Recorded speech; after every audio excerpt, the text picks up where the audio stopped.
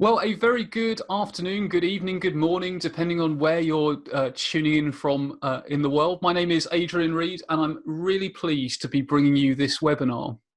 Now, those of you that have been following this webinar will know this was originally due to be a real-world session at the IRM BCT, the Business Change and Transformation Conference, which has now been rescheduled for later in the year.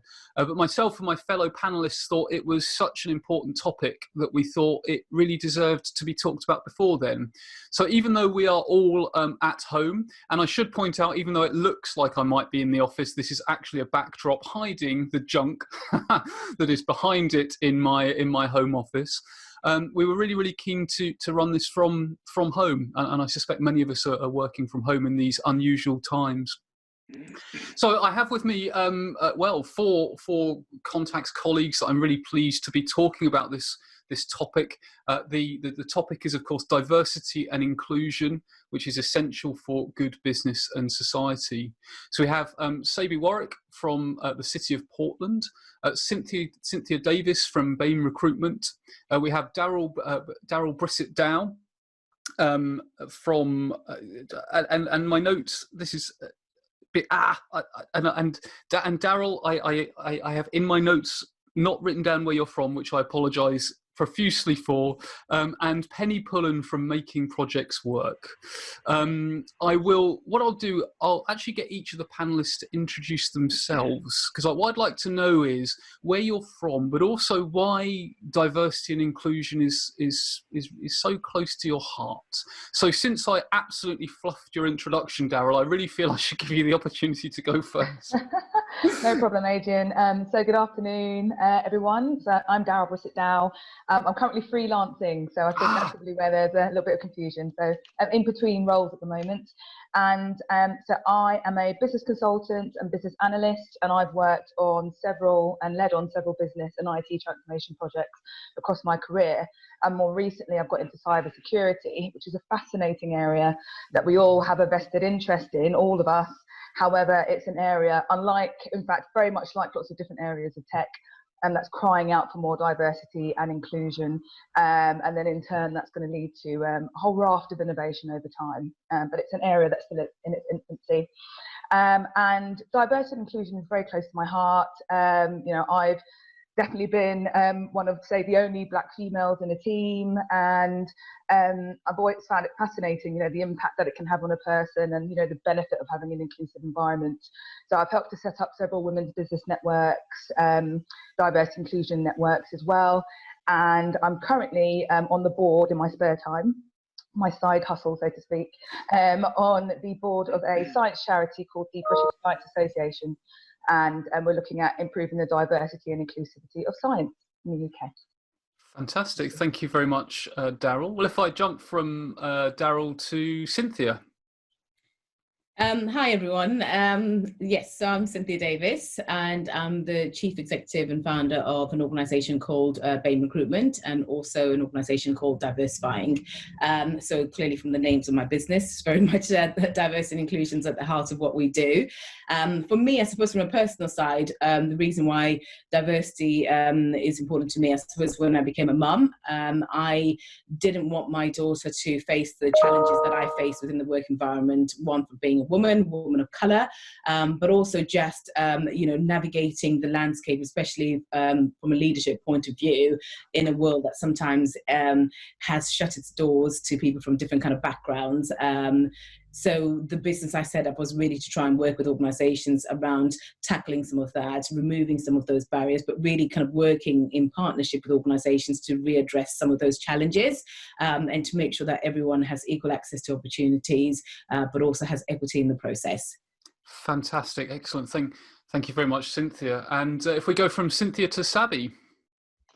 Absolutely. Well, good morning, good afternoon, and good evening, everybody. My name is Saby Waraich. My full name is Sarabjit Singh Waraich, but I go by Saby. Born and brought up in the most perfect city in the whole world. You have to Google the name, what's the most perfect city in the world, and that city will show up. It's actually Chandigarh. BBC did a study in 2016 and said Chandigarh is the most perfect city in the world. So folks, if that's not on your bucket list, make sure you put it in there. It's northern part of India. It's about 5 hours drive from New Delhi. So that's where I was born. My background is software engineering, computer science. Came to United States in 2002, did some consulting, and now for the last 15 years, I've been working with the city of Portland, which is in Oregon. I started as a software developer, became a project manager, became a business relationship, then I headed the PMO, and now I'm heading a division at City of Portland. So I have a team of about 50 folks who are developers, application architects, and so on, developing, supporting applications throughout the city. Why diversity and inclusion is so important for me is the challenges I faced myself when I was looking for a job. And, coming from India, coming to United States, for 2 years, I had to struggle to find a job. I'm a Sikh, so I used to wear a turban, and 9/11 had happened at that time. So I had to actually cut my hair to fit in to find a job. So I don't want those struggles for anybody else to go through. So I'm here to help and encourage folks and see what I can do to, take this effort a little bit more. Wow. Thank you very much, Saby. And last but by no means least, Penny Pullan.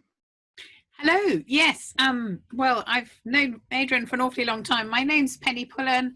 I run a company called Making Projects Work. My main focus at the moment, though, is virtual leadership, which I wrote a book on a few years ago. Not that I'm trying to promote it, but it does seem to be quite useful if you can get hold of one. But the key thing about virtual is that actually the tangible aspects of our identity that are so often the target of exclusion and lack of diversity are less obvious. It's about what you can do. It's not about what you look like or other aspects. And I love the way that in a way some of the things around us at the moment, all being virtual, can perhaps take away some of those barriers. Certainly for people who are disabled, who find it hard to maybe commute into an office, suddenly everything's doable from home. Fascinated, yeah. So potentially a leveler for some elements of diversity and inclusion. So. Perhaps, wouldn't it be lovely if it proved to be so for a bit? Indeed. And those of you that are watching the webinar live will be aware that we were due to have Laura Todd on the webinar. Unfortunately, Laura is unwell. We all wish her the best. And Penny, with 15 minutes notice, stepped in. So thank you, a massive thank you to all of our panelists and of course Penny as well. So what I want to talk about first is, I'm sure there will be many people listening to this webinar who perhaps have heard the term diversity, the term inclusion, but don't really know what they mean. And I suppose there's one school of thought that it's about the protected characteristics under the Equalities Act, and that's perhaps part of it. But to me, diversity and inclusion is much, much wider than that. So I don't know, maybe if we start with Cynthia, how would you define diversity and inclusion? And are there other related terms we should be aware of? Yeah, and I think for me, the most simplest one is, looking at diversity as being invited to a party and inclusion being invited to dance. But, taking it a step further to say that, equality and equity is actually being part of the party planning committee. So for me, that really kind of simplifies it in its best possible terms. And I remember having a conversation with my 6-year-old daughter around diversity, and trying to explain it in a way, in a very simplified way. And it's really just about the fact that we're also all different. And she actually said something that's interesting. She said, "Oh, like the colors of a rainbow." And I said, "Yes, so if a certain color of a rainbow was actually missing, then the rainbow wouldn't be complete. So a rainbow is loads of different kind of colors, and that's what makes it very special." So, you taking a terminology of a 6-year-old and how they understand the world, I thought that was very lovely as well. That's really interesting, isn't it? And in many ways, it's such a beautiful analogy because, of course, the traditional way we draw a rainbow has finite colours, but a real rainbow has infinite possibilities between those colours, which is, wow, the simplicity of a child can teach us a lot, I think. Fantastic. So perhaps moving on to Penny, when you hear diversity and inclusion, what do they mean to you? Well, I think it's about involving people with different perspectives, different experience, getting a holistic view of what it means to be human. Often on change programs and things like that, we're doing things for the community as a whole, and it's really helpful if the people on our teams represent that community in all its different forms. And you can list them, and some of you have already, but it's just recognizing the humanity in everybody and bringing everybody's gifts in service of everybody else, really. Yeah. So Saby, would you add anything to those two definitions? No, I'm gonna steal what Cynthia said. I just love that, Cynthia. The example which you gave, it's mind-blowing. I can't say anything beyond that. That's such a beautiful way of explaining diversity, inclusion, and equity at the same time. I'm also want to talk a little bit about bias, right? We all have biases. So unless you're not self-aware about those biases, it's really tough to have conversations around diversity, inclusion, and equity. So I'm going to add that part as part of that. Be just a little bit more aware about your biases. And that's really interesting angle, isn't it, Saby? Because actually, maybe there's quite a strong argument that really for diversity and inclusion, like, you have to be aware of your own blind spots, and a bias is a type of blind spot. And if you don't know about it, then you could be talking the talk but not walking the walk type of thing. You're inadvertently discriminating type of thing. Absolutely. You need to be, if you're not aware, just be open with those individuals and say, I don't know, right? Let's have a conversation about that. None of us are perfect people. We all have everybody has blind spots. Just be more compassionate and more empathy when having those conversations. Definitely. And Darryl, I know it's always hard to be the last person that's asked on a topic, because particularly when people have said so many wonderful things, but anything you would add? Yeah, I mean, just to build on, I love Cynthia's analogy, and I really like Penny's statement of what it means to be human. I think that's key, because I've been in a position where I've been setting up a diversity and inclusion group, and I've had someone come up to me and actually say, "Oh, what you're doing doesn't relate to me. I'm not diverse." What? And I had to take a step back and go, "Okay, so what do you think diversity means?" And they had the perception that diverse meant just kind of minority figures, so potentially someone that looks like me. But I had then had to tell them, well, there's more than one dimension of diversity. There's your inherent diversity, which might be what you see, but there's so much more behind that as well. Inherent diversity that includes neurodiversity as well, and disability. But then there's acquired diversity that you may not see. So that's your languages, your background, your schooling, your life experiences. That all of that forms a big melting pot of diversity. And I think when we come at diversity and the definition of it from that standpoint, it really opens it up to a wider conversation with a wider group of people who go, there's lots of diversity in me as well. Okay, and let's build on that.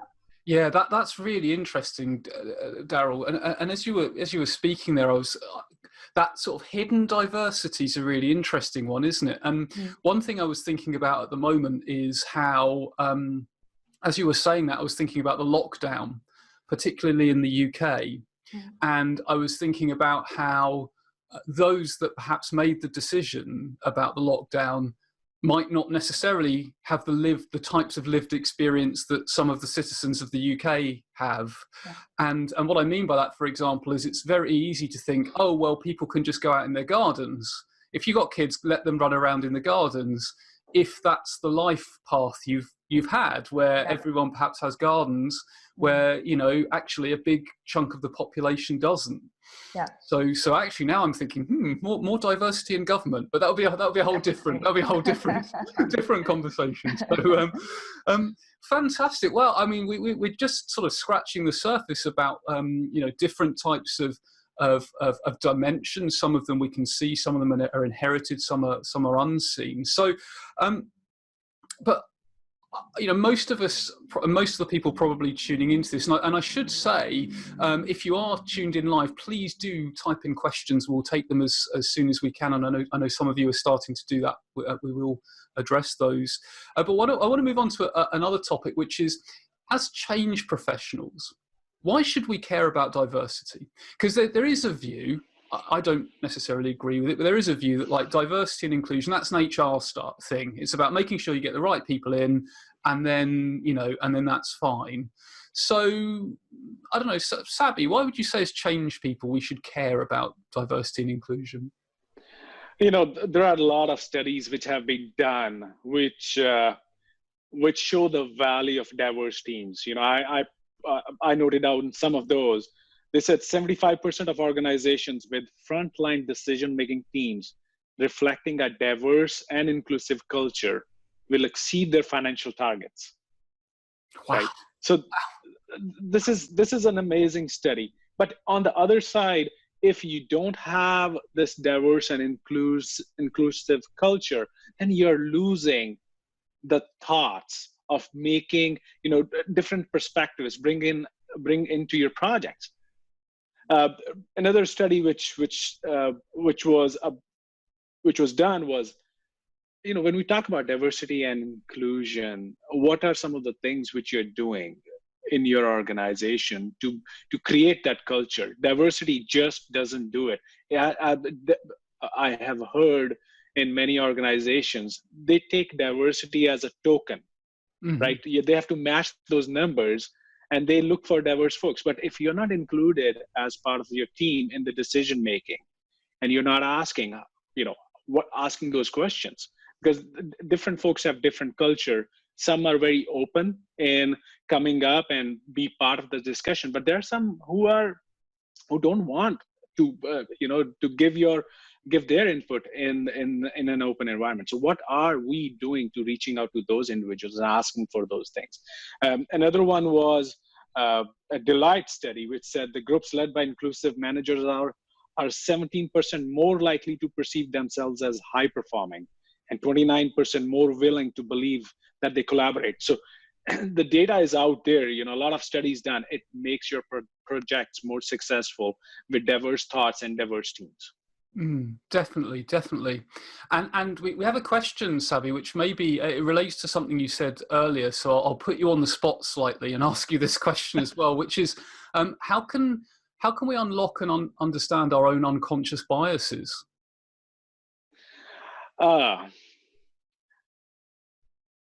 Self-aware about yourself, what some of the actions you're doing, and asking for feedback from those folks.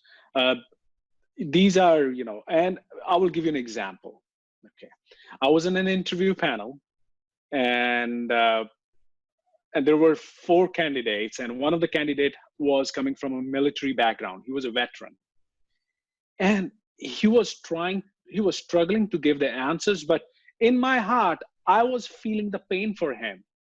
I was having, in our interview panel, we are being told that you should not have any bias. But at that time, being more self-aware about that really helped me, that I have a bias towards somebody who has a military background. So in my scoring, I have to be very aware that I may not be giving him extra marks just because he was struggling. But what were some of the other things which we could have done to make it a little bit, the whole interview process easier for him? So it's a journey. That's all I'm going to say. Have those conversations with the individuals, have those conversations with your team members, and say, what are my blind spots? Where I am not doing that? And continuously getting yourself trained and learning, reading different books also help you with learning different perspective and thoughts. Yeah, definitely. Does anyone have anything to add to Saby's thought there about ways to understand our own unconscious biases? Because it is a really tough one, isn't it? It is. I mean, so training is key to that. And for example, I did some unconscious bias training probably a couple of years ago, and it was very interesting, the bias that I had even towards fellow females. I think one of the questions was about, putting someone in a box of, which one do you think is a scientist, which one do you think is a librarian, and even something as simple as the job titles that you attribute to certain genders, that is the first step in starting to unpick some associations that you would have built from a very young age. And I think actually starting these conversations from with children as young as possible is key to that, because they're starting to form their impressions of what a scientist looks like, what a doctor looks like from a very young age. And even, I think things have maybe changed now, but at the time, I was seeing results that youngsters were still picking males as doctors, males as scientists, guys that look like Albert Einstein as scientists, instead of, a woman with a hijab, she wasn't a scientist, she was something else. So exercises like that help to open the mind, I think. Yeah, definitely. Okay, and that question was from Maria. I'm not sure whether I mentioned that, but thank you very much, Maria, for that question. So we have another sort of, semi-related but very important question from Joe. And Joe asks, what does the panel think the best way to engage people in the D&I conversation is? And I suppose, put more bluntly, why should white middle-class men care? So I'll throw that out to whoever would like to have views. So Penny. It's very interesting. I was listening to somebody very involved in the gender group at Rolls-Royce, and he was explaining how he got to be so involved in the gender and diversity and work that happens within Rolls-Royce. And it was when he had 2 daughters, then it hit him. I thought that was fascinating. So that's one way in. I'll leave it to the others to come up with the others.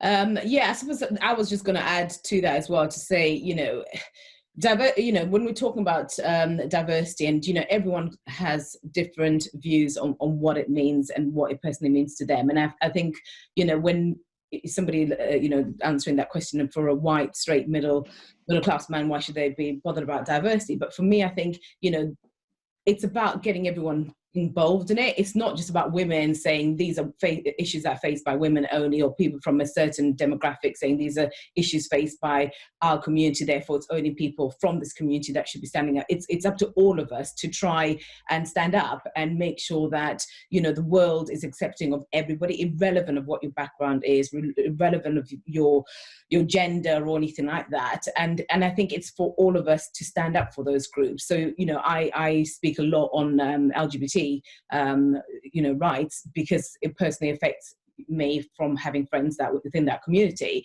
But I can never understand what it's like, because I'm not from that community, but I have friends from that community. But therefore, I know the discrimination that they face, because I face those discrimination as a woman, as a person of color. And therefore, I know it's not right. And I feel I have to stand up when somebody says something against another community that's being discriminated against. So I think it comes more to humane as a human being, is standing up for something that's not right. When you see something that's not being done in the right way, or said in the right way, I think we all have a part to play in challenging those perceptions, or challenging some of those actions and calling them out. And I think that's the part that, irrelevant of who you are, you can play that part. You have a role to make a difference. Sure. Darryl, I think you want to jump in there? Yeah, absolutely agree with you, Cynthia. Another kind of way of kind of framing this as well is, we're all working in business, inverted commas, and at the end of the day, there's a customer at the end of whatever it is you're producing. And ideally, you want to have whatever you're producing is reflective of your customer base. So it's going to be better received. It's going to serve them best. So why, white, straight males should care is because their customer base isn't just white, straight males, like in any business, as far as I'm aware. And especially as we're moving towards kind of a very kind of tech-heavy society, especially now. Look at the situation that we're in with COVID-19. You'd like to make sure that your software, your hardware is accessible. So for people with disabilities, that it's reflective of communities, i.e., being able to detect darker skin tones. All of that, all of those requirements come from a wide space of customers that come from a variety of different backgrounds. And actually, if you have those people on your team building your products, then you're going to be more successful in your endeavors. Yeah, because it's sort of interesting, isn't it? And Saby, I'll let you jump in just a second, but it's interesting, isn't it, that I think sometimes services and products end up being designed for an average person that doesn't exist. It's like designed by committee. But Saby, I interjected. You're about to speak. Yeah, no worries. I just wanted to add one more part. Why do you care? Because if you don't care, those team members, you're going to lose them. They won't be engaged. You are losing such an important part of your team. And once the people disengaged, they're not going to perform. So on the revenue side as well, and dollar values, you are losing to your competitor. Mm-hmm. Yeah. Interesting. I mean, I suppose. I mean, sort of looking at the question as it's asked. Why should white middle class men care? I suppose I'm the only white middle class man on this call. So, I just can't see a reason why anyone wouldn't. Although I would say that there are white middle-aged men who are also members of minorities. So, I'm a member of a minority group that you might not be able to see. And that plays part of it as well. So, it's about, I guess, also the being careful about those assumptions sometimes. So, okay, our next question is, if you have a diverse team, how can you actually benefit from that diversity? Any practical advice? So, for example, if you have a team of graduates and some more mature people, and that question comes from Katrina. Any thoughts on that one? Sorry. Darryl, go ahead. No, Cynthia, after you. You got in there first. Go on. I was just going to say, so I actually have a diverse team, and my team is made up of people from all walks of life, all backgrounds and all ages. And I think what's been really interesting is we've learned from each other. Every day we're learning from each other, and there's beauty in that, because I think if you're somebody that's open and willing to accept people for their differences, but also willing to sometimes ask those courageous questions. If you don't know about somebody's culture, if you create an environment that people feel comfortable enough to ask the question, that's the only way that they will learn, or the only way they will know. We've run sessions where some older members of our team have maybe struggled with some of the tech, but we've partnered them with some of the younger members of the team who are very tech savvy and have taught them how to Snapchat or Twitter or things like that, which maybe for different generations wasn't a thing. But by allowing people to learn from each other, you then build a team that's a lot more closer, they bond better, and they understand each other a lot better as well. So you have to pretty much lead by example, and allowing people the safe space to ask those questions and to want to learn, and that there is no wrong question, there is no wrong answer, but you need to create that right environment for people to feel comfortable enough to want to do that. So creating that safe environment where people can ask questions about things, because I suppose sometimes some of this sort of some of this is based on misunderstandings or misapprehensions or stereotypes. So actually creating that environment where people can actually have a conversation has got to be a good thing. So any other practical advice on benefiting from diversity? So building on Cynthia's point, creating that safe space, actually developing a listening culture where you are open to what others have to say, no matter if one person's shouting the loudest, that needs to be managed and facilitated. So that's where so consultants and business analysts can come in, and not just restricted to that group, but that's a group that I'm closest to, can come in with facilitation skills, because it's all well and good having, say, a diverse group of people, but if you don't have someone in the room with facilitation skills to help to bring out the quietest ones, in terms of like a practical tip, something that anyone can do from tomorrow, I'm a big fan of something called a team charter. And it's something that I like to start off my workshops with, or some of my meetings with, where between you as a group, you agree on what your values are going to be.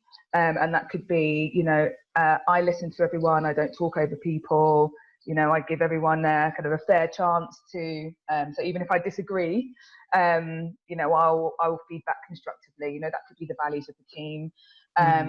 We want to make sure that everyone's heard.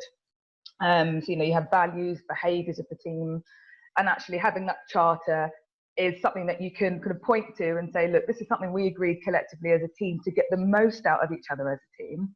You know, are we adhering to these principles and values that we set out to do? And if not, you know, that's something that you can challenge the group on. But yeah, it can be hard. You can have conflicting views, and that can be difficult to manage. And that's where the facilitation skills come in. And there's quite a lot of material online about, you know, the art of facilitation, you know, how to encourage and manage healthy conflict. And all of those are key things to kind of getting the most out of a group, I'd say. Yeah, it's interesting, and this may be sort of starting to delve into more controversial ground, but I'm wondering if anyone's had any experience where there were perhaps two individuals from different, you know, with different dimensions of diversity that had such different belief systems that that conflict was inevitable. And I mean, I'm sure there are many examples of those, but I'm wondering if anyone's seen any examples where diversity has led to some sort of conflict that has had to be resolved, or whether if you have diversity that just, you know, that doesn't happen because you have the understanding. I think it's really important to be aware of things like that, and and if you're in change, then working as a facilitative leader means that you're much more likely to be able to get people to talk and listen to each other. There are so many models of how you get to being a high-performing team, you know, forming, storming, norming, performing. There's likely to be differences. There's likely to be, you know, a little bit of sorting out where are we, how do we fit? And if you can facilitate that well and have the conversation and get people understanding each other better, while also making sure that everybody's safe, and that there are, as Darryl was saying, there are norms around communication and how you treat each other, then that can be really helpful. Yeah, I want to add a little bit to that. Is, you know, I have seen conflicts within my team when we had a discussion about white privilege, and there was one individual who didn't get that, and he was very, you know, but two individuals started bashing each other, not in a respectful way. So that's where I really stepped in to create that team charter. You know, what are some of the roles and responsibilities, some of the ground rules when having those discussions? Be respectful to each other, you know, respect each other's opinions. So, you know, that really helped to create that culture and setting some of the ground rules when having those conversations. And even though you don't agree with that, but you have to be respectful in those conversations. Respectful disagreement, and I think it might have been something Penny said. I think it was something Penny said at the very beginning about being human, being empathetic and human. That you can actually disagree, but do so in an ethical and human way. Fantastic. Okay, so we're covering a lot of ground here, and so I want to move on to a slightly different theme now, and I mean we've touched upon this, but I want to move more into the how. So we've talked about what diversity and inclusion is. We've talked about some of the you know, just some of the reasons why it's a good thing to have. In change programs, in our work as project managers, business analysts, change practitioners, how can we bring this into the fabric of what we do? Because we don't just want it to be a tick box, right? We want it to be in the fabric of what we do. Any thoughts on what we can do? As individuals, model it. Model what you would like to see elsewhere in your team. And yeah, that's one thing you can do. I'll hand over to the others. Yeah, I was just going to say, you know, and you hit the nail on the head there, Adrian. You know, it shouldn't be a tick box exercise, because the minute it starts being a tick box exercise, people will see that and they don't see the value of it. So, you know, and for me, where it's had sometimes the biggest impact, it's when it's been led from the top. So when the top are actually really engaged and they are leading by example and setting the strategy for the rest of the teams to follow, it's more effective that way, because people will always look up to their leaders.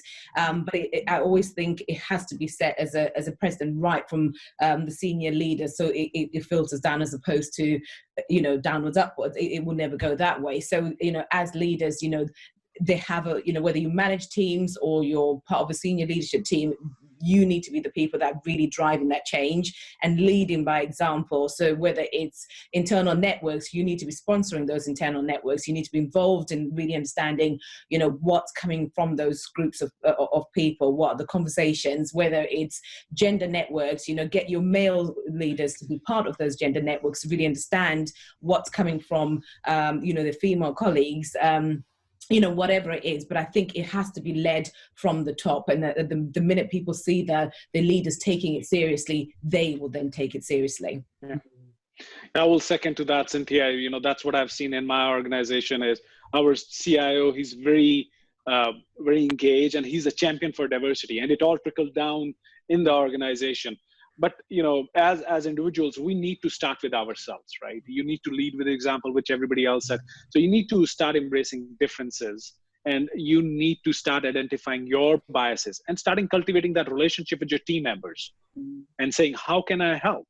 And then sometimes it takes courage to have those difficult conversations when your bias, you don't know about that, and you say something, but then choose courage and have those difficult conversations with your team members and apologize and say, you know, let's move forward. It is interesting, isn't it? Because I'm thinking about a theme. So I think courage is almost a theme that's emerging, about having the courage to be open about our own blind spots, have the courage to have the conversation about diversity, have the courage to call people out when perhaps people aren't modeling the behaviors in the way that we think they should. And I'm just reflecting, and I wonder whether anyone else has had this, but the thing which always a learning experience for me was around pronouns and transgender folk, for example. And you know, I would always get a bit tongue-tied with what pronoun to use.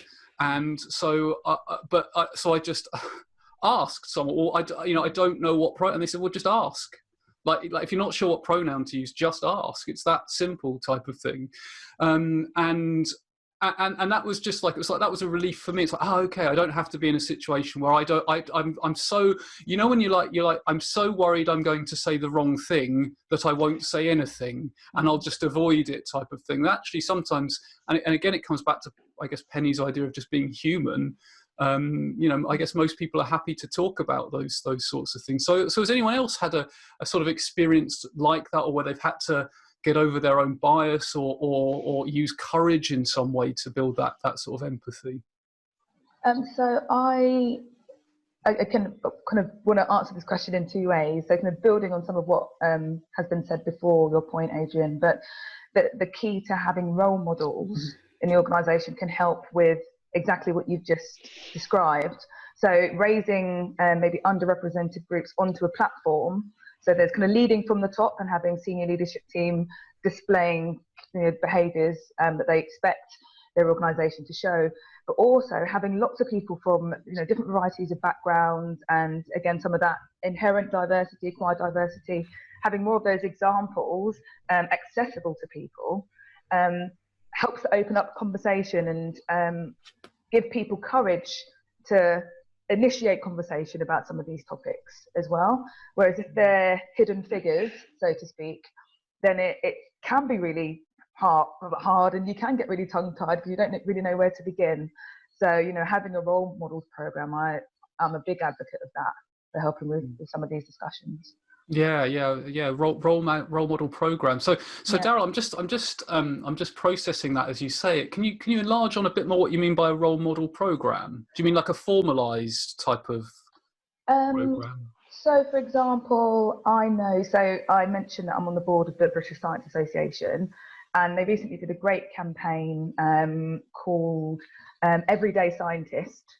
And what they did was they showed lots of different people working in different variations of science from a variety of backgrounds. And each of those individuals were role models of scientists, all do different things, all from different backgrounds. You know, some of them were gay, some of them were trans. It was a mixture of things.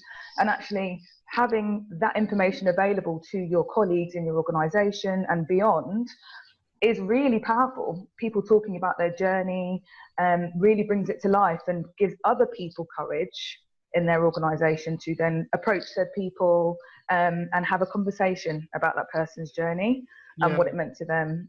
So a role model programme is, you know, it would require a bit of budget, but it would be so worth it to raise a platform of underrepresented groups, or maybe raise a platform of people that might have hidden disabilities, and just have them tell their story. Back to what Penny was saying about what it means to be human. These are humans with different stories, with different backgrounds. It opens it up into a, you know, really quite enriching experience. Yeah, and just to add to what Darryl's saying, and I totally agree with that, and also one of the things I've seen that's worked quite well in organisations is reverse mentoring, and it's getting people to mentor somebody that's completely different background, different stages of their career as well. Because sometimes when people think of mentoring, they think it's got to be somebody junior, you know, being mentored by somebody senior. You could actually have a senior person being mentored by another senior person or a junior person, but because they've got completely different backgrounds. And, you know, we talk a lot around intersectionality. You know, people are woven in very different kind of ways, and, you know, and it's really, how do you learn from each other? So what was really interesting is there was a CEO that was actually doing a reverse mentoring with a graduate that had just started, and for them really understanding the challenges of what grads coming into an organization, you know, in this day and age face were very different to maybe how when he came in, you know, a few years ago into the organization, and they learned a lot from each other, and that was really, really powerful to see. But what they actually did is went a step further, and they invited each other to spend a night in each other's homes. So you know, so the CEO then had to go and live in a student accommodation with 5 other people, with, you know, to actually experience what somebody's lived. Because when you talk about lived experience, it's until you've walked in somebody's shoes, you don't really understand that. So I think that was so powerful, because they actually got to experience what it's like to, you know, live on a very strict, you know, budget when you just graduated. You haven't got, you know, much of an expense to live by. So I think it made that CEO really understand what this person went through on a day-to-day, and because they were living in a shared accommodation with 5 other people, it's the fact that they didn't have as much privacy, they didn't have as much quiet space, you know. So I think it brought it back into that humane understanding of what it's like to maybe walk in somebody's shoes and see them on a day-to-day basis. And they had to get a bus, which is something that the CEO hadn't done for a long time, you know, waiting, and, you know, all those different things that they do on a day-to-day basis. And I think that brought it more to life. Opposed to maybe just only thinking of it from a work perspective. It's about that lived experience, about learning from each other. Yeah, and it is interesting, isn't it? Because a dimension of diversity that we've touched on many dimensions of diversity. One we've probably just skimmed on a little is age diverse. You know, people have obviously people are of different ages, and it is interesting that it has, I've observed in some organisations there does appear to be almost a bit of a normalised, like it's okay to talk about millennials as if they're all one group, for example. Whereas you think, okay, do that about any other characteristic. Imagine it wasn't age, but it was another characteristic. That would be considered a really, really bad thing to do for really good reason. So, you know, I think it's perhaps another one of those blind spots we should be aware of, that, you know, making sure that we're not sort of painting those sorts of pictures. So fantastic. Okay. So, we'll sort of move to close now, really, because we're really very nearly at the sort of end of the session. So what I'd like to invite you all to do now is to, if there was one tangible, actionable takeaway that people can do tomorrow, what would that 1 or 2 or 3 or however many, if you've got tons of ideas on the top of your head. What would those things be? So who shall I pick on first? Penny. Oh no, Saby. You had your hand up. I'll go first, buddy. Yeah. So one action which I will say is be empathetic. And when we talk about empathy is also of three kinds. The first empathy is when somebody's going through something, you can see it. But we are so busy in our day-to-day life. We are rushing through everything. We don't pay attention to our teams, what they're going through. So pay attention, what's going on. That's the one kind of empathy. Second kind of empathy is you having a conversation with that individual. And that individual is telling the story. And you could feel their pain because you yourself went through similar experience, or somebody in your family went through that. So you can feel the pain. But the most important one, which I call the cognitive empathy, is you can see it. You're having a conversation, but then you ask, how can I help? What can I do? That is so important. So that's the one thing which one take, which you go back, talk to your team members, cultivate those relationships, and say, what can I do? What are you going through? All of us are going through something. That's a great way to build that relationship. So sort of understand, empathize, and then say, how can I help you get to where you want to go, type of thing. Absolutely. So we come back to that journey metaphor again, another sort of metaphor that's coming through. So Penny, what would your top tip be? Okay, this is going to be very, very basic. So it's not like the things that will come from other people, but it's just in your virtual meetings, and all our meetings now are virtual. Why not just take a note of who's spoken as you go through? I mean, this isn't real. It's just something I made up with a piece of paper and a Sharpie pen. But you can see the names here, and you can mark against each time somebody speaks, just to make sure that everybody's getting the same airtime. Little tiny thing, but it's just one way you can make sure that every human, no matter whether they are LGBT or they play the violin or the French horn or whatever color of the rainbow they are, that actually they've been heard. Penny, that is a fantastic idea, a fantastic and practical idea. So you I think you did it a disservice by calling it basic. It's simple but not simplistic, I think. It's one of those ones that when you know it, it's obvious and it's straightforward. Most of mine are. I'd have never thought of that, and it's a beautiful idea. So thank you for sharing, Penny. Cynthia, what would your top tip be? I think for me, it's about bringing everyone along on the journey, and be curious, be courageous, ask some of those, I call it courageous questioning, and there's no wrong or right question, as I said, but that's the only way you'll learn. But it's about bringing everybody along on the journey, because if you leave others behind, we will never move forward. So everybody, drag them along, kicking and screaming if you have to. Yeah. Hopefully not too many people. But just bring everybody on the journey and create environments where people can feel comfortable to ask some of those difficult questions. And that's the only way we will learn. Yeah, so we come back to that cultivating an environment where this stuff is okay and normal to talk about it. So yeah. Fantastic. Darryl. Yes, to reiterate some of the sorry, I've got a little bit of a cough. To reiterate something that I mentioned earlier about the importance of developing a listening culture, I think that is something that we can all start to do from today/tomorrow. Building on Saby's point around empathy, Cynthia's point around curiosity, there are tools and techniques that can help you to do that. And I've mentioned one, the team charter. We have Penny's tally. You can trademark that now, Penny. Penny's tally.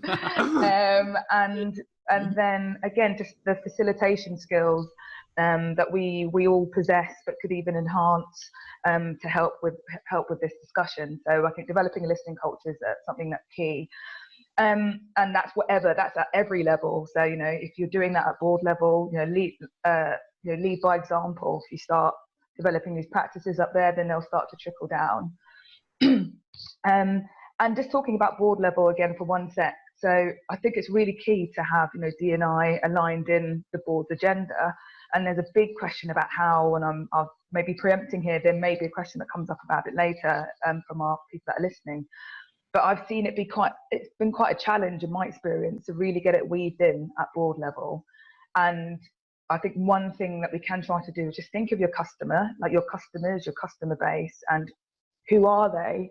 And try and track that back to, well, does your strategy align with what, you know, the best way to serve this broad customer base or not? And that's where your D&I stuff really starts to come to life at board level, instead of it just being the right thing to do, thumbs up, you know, something practical that people can start to do straight away. Go and understand your customers, and then kind of work backwards from that as well. And then your organisation should reflect kind of your customer base. That's really interesting. And Darryl, as you were saying that, I was thinking, you know, with my business analyst hat on, I was thinking about the variety of different scenarios that customers find themselves in. And you know, one of the curveballs I like to throw when I'm in like process design or whatever is, okay, how would that process work for someone managing their relative's account using a power of attorney because their relative's got dementia? And normally everyone's like, whoa, we have no process for that. I'm like, but you'll have customers in that situation, type of thing. So understanding that variety, this is really fantastic. And I'm sure we could carry on for hours on such an important topic as this, but we have reached the point where we really must move to wrap up. I think there are so many interesting themes that have come out. I think there's definitely a theme of this being an ongoing journey. It can't be a tick box exercise. You know, we owe it to ourselves, our stakeholders, our colleagues, for it to be built into the very fabric of what we do.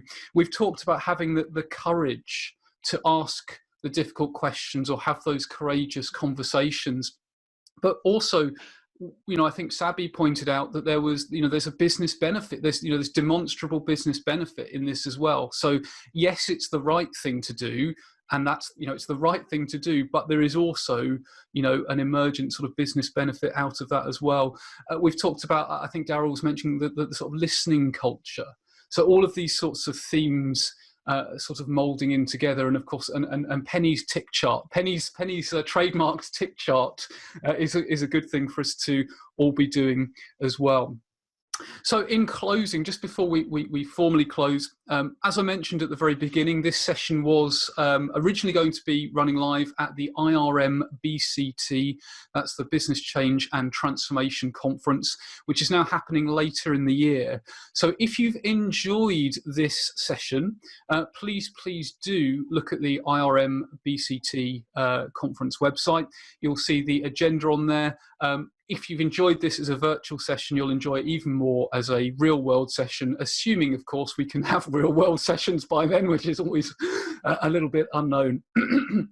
So all that's left for me to do is to say a massive thank you to Penny, to Cynthia, to Darryl, to Saby for joining us, for sharing your insight on what is such a crucial topic.